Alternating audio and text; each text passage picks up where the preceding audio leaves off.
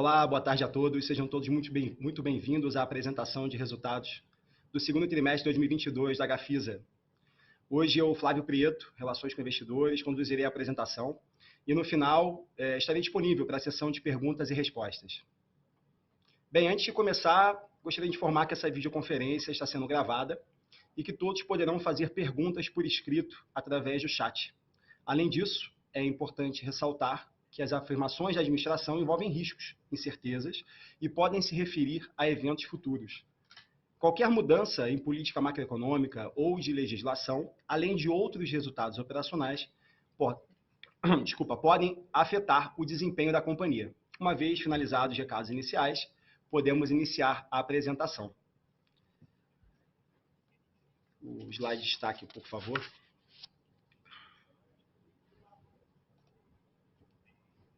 Mais um, por favor. Bom, esse foi um trimestre importante para a consolidação da companhia, a consolidação operacional da companhia. A gente lançou nesse trimestre 475 milhões, mas no semestre 526 milhões de reais. Foram 4 empreendimentos, sendo 3 em São Paulo e 1 no Rio de Janeiro, na nossa área de influência, nossa área de abrangência, onde a gente tem domínio sobre a nossa área de atuação. E ao longo dos últimos 12 meses, a gente atingiu a marca de 1 bilhão e 900 milhões de reais em lançamentos. Foram 11 empreendimentos nesses últimos 12 meses. Uma outra parte importante do ciclo operacional da companhia é com relação às obras concluídas. Foram 5 nesse semestre, com 798 unidades entregues, mas foram 4 repasses no semestre e um outro repasse que ficou para julho. Isso equivale a um VGV de 637 milhões de reais no primeiro semestre de 2022. Quando a gente olha a título de informação dos últimos 12 meses, a gente entregou 637 milhões de reais. Foram mais de 1.300 unidades. Realmente, o desenvolvimento da companhia foi muito importante nesse ciclo. E completando essa parte operacional, as vendas líquidas tiveram um crescimento bastante expressivo quando comparado principalmente no primeiro semestre de 2022 com 2021, onde a gente atingiu uma marca de 41% de aumento e 13% de aumento versus o mesmo trimestre do ano anterior. É o terceiro trimestre que a gente está com a venda acima de 200 milhões. Quer dizer, isso, mais uma vez, coloca a companhia num outro patamar de operação desde que a gente retomou em 2019. O lucro, nesse trimestre, teve um resultado um pouco abaixo do que a gente vinha apresentando. A gente vinha com 6 trimestres seguidos de lucro líquido na casa positiva.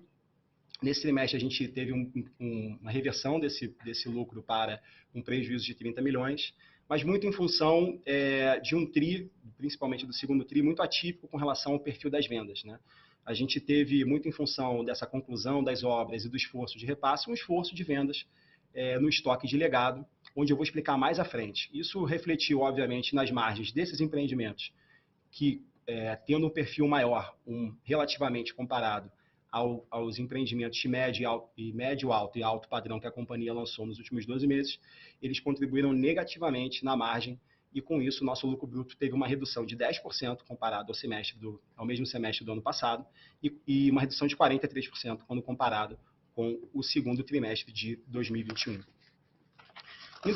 Eu vou explicar mais à frente, no detalhe, essas informações. Indo para os resultados operacionais, a gente, como eu já adiantei, a gente lançou nesse primeiro semestre 526 milhões. E aqui a gente abre um pouquinho sobre cada empreendimento, quer dizer, são 4 empreendimentos, sendo 3 na cidade de São Paulo e 1 na cidade do Rio de Janeiro. O Sorocaba, que foi lançado no primeiro TRI, e o Evolve Vila Mariana, o GoWin, e o Stratos Bandeira Paulista, lançados efetivamente no segundo trimestre de 2022. Com isso, a gente, no segundo TRI, atingiu 471 milhões de reais em VGV e, ao longo de 2022, já atingimos 525 milhões de reais em VGV. Como eu disse anteriormente, nos últimos 12 meses, com uma proxy de um resultado anual, a gente já atingiu 1 bilhão e 900 milhões de reais em 11 empreendimentos lançados. No próximo slide, a gente tem um pouco da abertura das obras que foram finalizadas e dos repasses que aconteceram ao longo desse trimestre. Quer dizer, A gente teve, a exceção do Move Belém, todos os outros 4 empreendimentos foram efetivamente entregues ao longo do segundo trimestre. Só o Move Belém, que efetivamente escorregou para julho, já até ocorreu, mas não incorreu nos resultados contábeis do segundo trimestre. Com isso, a gente aí alcança 798 unidades entregues e um VGV total aí, equivalente a 437 milhões de reais em 5 empreendimentos importantes na cidade de São Paulo, que a gente entrega de uma maneira importante para o ciclo operacional da companhia. No próximo slide, a gente já entra um pouquinho mais no que eu havia comentado sobre o perfil das vendas e sobre o início da apuração de resultado da companhia. A gente, no primeiro semestre, a gente cresceu muito fortemente, 41%, como eu já havia comentado. A gente muda o patamar da companhia quando comparado a 2021 e não tem nem como comparar com 2020. A gente subiu alguns degraus aí com relação a esse ciclo operacional da Gafisa. E é importante ressaltar também, nesses últimos 3 trimestres que a gente apresentou as vendas acima dos 200 milhões de reais. A gente consegue enxergar também um ajuste, né, uma adequação também no percentual de extratos da companhia. A gente teve um trimestre muito atípico no terceiro TRI de 2021, onde a gente teve um impacto não recorrente do Move Parque Maia, em torno de 72 milhões, e a gente vem aí mantendo um nível bem saudável de extratos e um nível importante de vendas nos últimos trimestres, né? Então, quando a gente compara no gráfico abaixo à esquerda, e os 308 milhões versus 436 milhões do primeiro semestre, é uma venda, realmente um aumento bastante expressivo, muito em função do perfil de empreendimentos que a gente lançou, né, do perfil de segmento que a gente tem se colocado dentro do mercado, mas nesse trimestre especificamente a gente teve um esforço importante no estoque de legado. Esse estoque que hoje ele passa, a gente vai olhar mais à frente, mas ele passa a equivaler a 16% do estoque disponível para venda da companhia, mas que no gráfico de vendas líquidas por segmento do segundo TRI, na parte inferior à direita do chart, a gente consegue enxergar que ela representou 32% das vendas desse trimestre, enquanto no trimestre anterior ela representou 19% e no quarto trimestre representou 12%. Né? Eu atribuo isso a um esforço de venda e não uma perda de venda nos outros segmentos, né? Muito pelo contrário, a gente aumentou em 90% a venda nesse segmento, muito em função do que eu comentei anteriormente, das entregas e fazendo jus ali a variação de fluxo de caixa e as obrigações que esses empreendimentos em fase de entrega necessitam. Indo para o slide seguinte, o slide 9, a gente enxerga aqui um gráfico que a gente acompanha já há alguns trimestres na companhia, e ele é um gráfico bastante relevante, que demonstra o quanto, na verdade, que a Gafisa mudou ao longo desses últimos trimestres, e o quanto que a Gafisa evoluiu do ponto de vista operacional, né? A gente saiu ali de 2019 com nada de lançamento praticamente nos últimos 12 meses, para um 2020 difícil, onde a gente passou por um período de lockdown, e um ano de 2021, 2022 agora, muito importante do ponto de vista de originação de negócios, desenvolvimento de negócios, lançamentos, mas também de vendas, né? Então, como eu havia comentado, aqui a barra cinza é a venda líquida, excluindo aquele extrato de 72 milhões atípico do terceiro TRI, a gente já estaria aí com aproximadamente 800 milhões de venda nos últimos 12 meses, né? De venda líquida. Então, é um esforço importante, a gente já lançou 1 bilhão e 900 e a gente contratou aí efetivamente em vendas líquidas 709 milhões nos últimos 12 meses. É a companhia efetivamente mudando de patamar e se reposicionando dentro do segmento. Indo para o próximo slide, eu consigo entrar aqui e falar um pouquinho mais sobre o que eu já havia adiantado no slide sobre as vendas, sobre efetivamente o estoque, né? A gente, ao longo de 2020, principalmente ao longo de 2021, a gente mudou o perfil de estoque, ou seja, de unidades disponíveis para venda da companhia. A gente efetivamente, nesse momento agora, tem 84% do perfil de estoque entre médio, alto e alto padrão, né, a quem não está acompanhando o case e eventualmente não participou das apresentações anteriores, a gente tem se posicionado nesse segmento, né? Então, há um período natural para que esse perfil seja transacionado e a gente consiga efetivamente ter só esse perfil com o segmento que a gente tem um foco, né? Mas, enquanto isso, a gente vai limpando. Como eu comentei, teve um impacto importante nesse trimestre por conta disso. Uma outra coisa relevante é que a gente havia atingido um patamar que a gente acha interessante de 2 bilhões de estoque no quarto TRI de 2021. A gente teve uma forte performance de vendas no primeiro TRI e também no segundo TRI. E a gente recompôs, voltando para um nível de em torno de 2 bilhões, ali um pouco acima, 2 bilhões e 40 milhões de reais de estoque, que é um número que a gente considera saudável para performar. E esse estoque hoje está dividido, como eu já havia comentado, em 84% no perfil de médio alto e alto padrão, 97% entre Rio de Janeiro e São Paulo, e somente 16% efetivamente concluído. Então, no próximo slide, a gente encerra por aqui a parte operacional, a gente vai entrar um pouco mais à frente na parte financeira, mas antes disso eu gostaria de falar com vocês sobre alguns projetos de inovação. Convido todos também a baixar o nosso release, onde tem mais informações, mais detalhes também sobre as iniciativas de inovação que a companhia tem. A gente iniciou a nossa passagem pelo metaverso. A Gafisa hoje, através da sua unidade de negócio Verbem, tem um projeto piloto, onde a gente busca efetivamente estar próximo, né, desse potencial cliente, mas efetivamente também tentar reduzir o CAC e tentar aumentar a conversão, tentando ter uma experiência para o cliente diferente, né? Então, a gente está se posicionando, na verdade, nesse novo mercado que é importante para a gente também. No próximo slide, a gente fala um pouco também de como a gente faz essa gestão de inovação. Na apresentação anterior, né, do trimestre anterior, a gente fez uma explanação importante, a gente trouxe uma série de exemplos e de iniciativas internas com uma série de startups e com o projeto de inovação aberta que a gente tem dentro da companhia.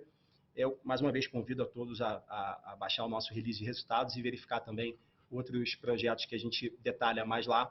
Mas a gente faz isso tudo através de um processo de gestão da inovação, com gestão à vista dentro de casa. A gente tem um contato muito forte com o ambiente das Construtex. A gente tem mais 700 startups mapeadas, tem um comitê mensal de inovação, e a gente tem uma série de iniciativas, não só do ponto de vista operacional, na melhora operacional da companhia, do ponto de vista de melhora de processo em prazo, em custo, mas também em entrega.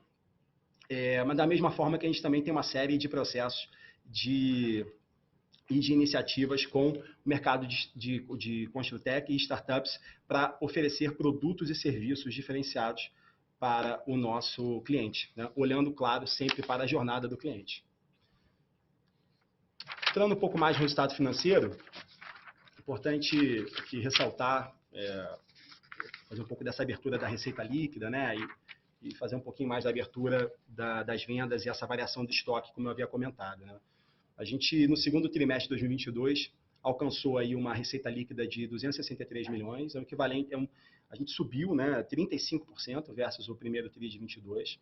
Isso aqui é uma boa parte relacionada ao aumento de 13% relacionado às vendas, mas também por conta do avanço físico das obras, que contribui com a outra quase metade desse incremento aí de receita líquida, comparada com o primeiro trimestre de 2022. Quando a gente compara a receita líquida com o segundo trimestre de 2021, há também um acréscimo de 2%, né? Então, efetivamente, a gente tem subido aí a nossa medição também contábil, né? Não só do ponto de vista operacional. Só que, como eu havia comentado, né, e aqui abrindo um pouquinho daquilo que eu já havia falado, mas aqui demonstrando graficamente, o perfil de vendas, né, pelo segmento, a gente efetivamente tinha vendido no primeiro TRI 81% e no quarto TRI 88%. E nesse segundo TRI a gente vendeu 68% do nosso perfil de médio, alto e alto padrão, que naturalmente tem um perfil de margem de contribuição para a companhia maior, que com isso a gente teve uma média ponderada menor de empreendimentos de legado, que por N razões, né, tem uma margem menor e a gente acaba tendo uma contribuição no lucro bruto menor e, por consequência, um desdobramento do lucro líquido também menor. Então, o lado bom, né, disso, além, obviamente, da gente ter todo o ciclo operacional, entregar os empreendimentos para os nossos clientes, a gente efetivamente virar a página de um ciclo que é importante para a companhia e para os nossos clientes, é também que a gente vai assim alcançando a passos largos aí esse perfil de estoque, né, que a gente imagina ser o alvo para a gente, que é o perfil de médio, alto e alto padrão, onde a gente já alcança, nesse momento, 84%, um trabalho árduo que a gente vem fazendo ao longo dos últimos 6 semestres. No próximo slide, por favor, a gente agora faz essa correlação, então, da receita líquida com o lucro bruto e com o lucro líquido. Quer dizer, a gente, efetivamente, no trimestre teve um impacto relevante, a gente reduziu em 43%, mas em torno aí de 17 milhões, 43% com relação ao ano anterior, mas em torno de 23 milhões em relação desculpa, 17 milhões em relação ao trimestre anterior, 29%. E isso ajudou e ajuda a explicar aqui a maior parte da diferença do lucro líquido, que a gente teve aí um prejuízo nesse trimestre de 30 milhões, né? Uma margem bruta que foi bastante impactada por esse perfil de vendas. É importante ressaltar que nos últimos 12 meses, e a gente acompanha isso, porque é uma métrica importante, ela é uma proxy do resultado anual da companhia. Nos últimos 12 meses, a gente continua com um lucro líquido positivo, né? Obviamente de 25 milhões de reais. Lembrando que a gente estava há 6 trimestres seguidos com um resultado positivo na última linha, né? Então, esse realmente foi um trimestre atípico para a gente. No próximo slide, a gente fala um pouco do impacto disso em margem, né? Então, a gente teve um impacto importante aqui com relação à margem bruta. Eu acho que vale a pena a gente olhar aqui, e estamos dando destaque, né? Nesse segundo TRI, a margem bruta foi bastante impactada para 16%, enquanto no primeiro TRI a gente teve uma margem bruta bastante alta na companhia. Então, quando a gente olha a margem bruta do semestre, ela atingiu 22,6% e uma margem REF de 31,8%. Né? A gente vinha numa trajetória ascendente nos gráficos e a gente imagina que essa trajetória tende, sim, a ser retomada, principalmente pelo perfil do estoque disponível para a venda que a gente tem hoje, né? Uma vez que a gente hoje, lembrando, a gente vendeu 34% das vendas desse trimestre foi relativo àquele estoque de legado, enquanto o nosso perfil de estoque hoje é em torno de legado em torno de 16%. Então, de fato, a gente tende aí a ter uma melhora natural e uma retomada natural dessas margens, né? Bom, passando para o próximo slide, um ponto também relevante que vale a gente sempre olhar é a manutenção da solidez do balanço. A gente efetivamente também teve, a gente tem alguns pontos aqui relevantes para falar desse slide. O primeiro é que a gente tem a barra rosa aqui com a barra cinza, né, demonstrando que a gente mantém regularmente aí o nosso nível de recebíveis acima do nosso nível de dívida líquida. Outro ponto relevante também é que na linha, quando a gente olha aqui a dívidas de projetos, capital de giro e Gafisa Propriedade, a gente tem somente 3% das dívidas vinculadas à holding, ou seja, a gente tem 70 mais 26, 90 enfim, daria 97 aqui, mas arredondando aqui, 97% das dívidas vinculadas ou a patrimônio de afetação, né, dívida de financiamento à produção das dívidas de projeto, ou a alienação fiduciária dos empreendimentos da Gafisa Propriedade, onde o próprio empreendimento é o aval e garantia da própria dívida. Então, isso é uma coisa super relevante, além do que, quando a gente olha o caixa e disponibilidade, a gente vai mantendo um nível saudável, em torno aí de 500 milhões de reais ao longo dos últimos trimestres, importante para esse momento de incertezas macroeconômicas na economia. É importante ressaltar que a gente teve um aumento importante aí no número da dívida líquida, mas esse aumento ele não foi decorrente de um efetivo aumento de captação de dívida. Na verdade, houve uma mudança no perfil societário de um dos veículos da Gafisa Propriedade, onde a gente atribuía esse investimento, esse veículo, como uma cota de um fundo de investimentos, e agora, por motivos aqui nossos estratégicos de captação de valor nesses ativos, a gente transformou isso numa SA. Então, obviamente, a atribuição disso no balanço é diferenciado, e aí, por conta disso, a gente teve esse incremento na HFIs da propriedade de 200 milhões de reais. Mas não foi uma nova captação, é importante salientar isso. No próximo slide, e último, antes da gente abrir aqui para perguntas e respostas, eu gosto sempre a gente recorrentemente tem apresentado esse gráfico, que é importante, também demonstra o momento da companhia, do ponto de vista agora não mais do ciclo operacional, mas do ciclo de resultado contábil, né? A gente, nos últimos 12 meses, atingiu aí 847 milhões de reais em receita líquida, um lucro bruto de aproximadamente 198 milhões e um lucro líquido de 25 milhões. Quer dizer, isso aqui para quem eu acabei falando rápido, não expliquei. Para quem eventualmente não entendeu, esse é um gráfico que representa os últimos 12 meses a cada trimestre, né? Então, quando você olhar ali no quarto trimestre de 2021, foi efetivamente o resultado de 2021. Então, a gente, ao longo dos últimos 6 trimestres, conseguiu ter um resultado positivo na última linha. Esse trimestre a gente teve um impacto que a gente imagina que não seja recorrente e que a gente continue essa retomada e esse avanço do lucro líquido. Com isso, eu encerro aqui a parte formal da apresentação e abro para perguntas e respostas. Eu vou pedir licença para olhar para o lado aqui para uma outra tela, só para verificar.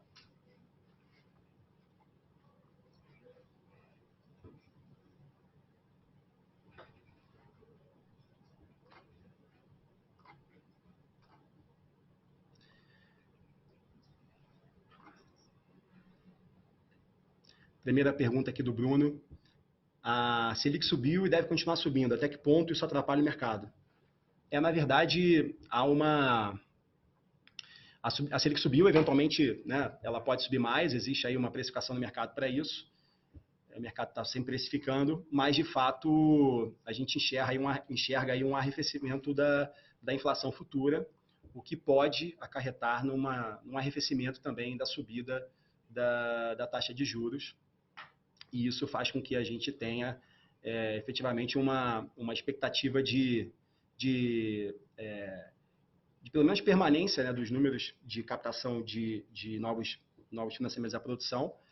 Esse é um ponto importante, mas também uma redução do serviço da dívida, assim como também a gente tem também uma perspectiva de redução do affordability também, que para a gente, né, a gente tem um pequeno hedge natural com relação a isso por conta do nosso perfil de estoque, como eu comentei bastante na apresentação, mas para o setor como um todo é bastante interessante. A gente vê aí um movimento importante também na precificação dos ativos desse setor, que na Bolsa tem uma sensibilidade muito grande aos juros futuro, né?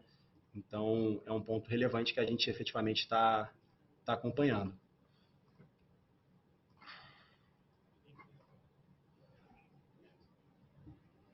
A Jéssica mandou aqui como a HFIS está projetando o ambiente de negócios para 2023.